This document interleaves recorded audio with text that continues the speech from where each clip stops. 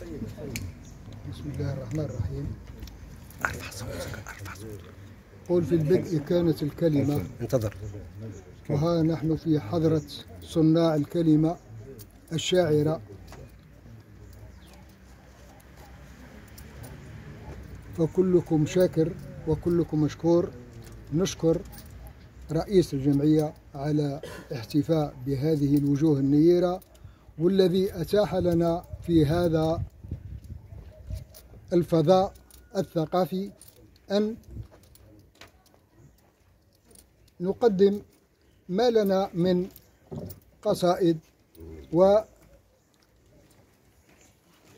للجميع، ونتمنى أن تكون هذه اللقاءات دائمة وتتكرر وليست كبيضة الديك مرة واحدة.